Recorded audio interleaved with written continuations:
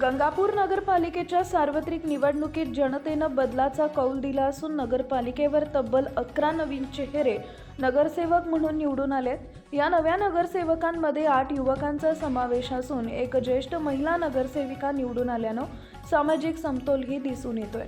राजकीय दृष्ट्या पाहता अजित पवार गटाच्या राष्ट्रवादी काँग्रेसचे 8 नगरसेवक विजयी झाले असून भाजपचे 2 तर 1 नगरसेविका अपक्ष म्हणून निवडून आली आहे। या सर्व नगरसेवकांवर आगामी 5 वर्ष आपापल्या प्रभागांची जबाबदारी असणार आहे।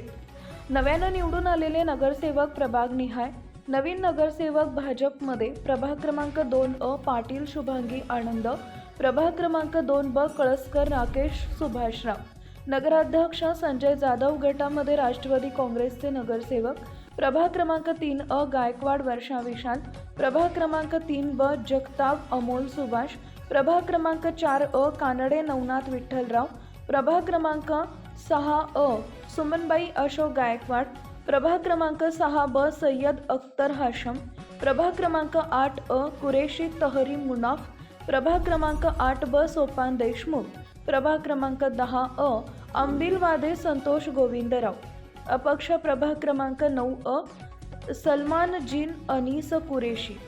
युवकांना संधी अपेक्षा वाढल्या। या निवडणुकीत युवकांना मोठ्या प्रमाणात संधी मिळाल्यानं शहराच्या विकासाबाबत नव्या अपेक्षा निर्माण झाल्या। पाणी पुरवठा, रस्ते, स्वच्छता, ड्रेनेज, आरोग्य आणि रोजगार या प्रश्नांवर नवे नगरसेवक कितपत प्रभावी ठरतात याकडे नागरिकांचं लक्ष लागलं आहे।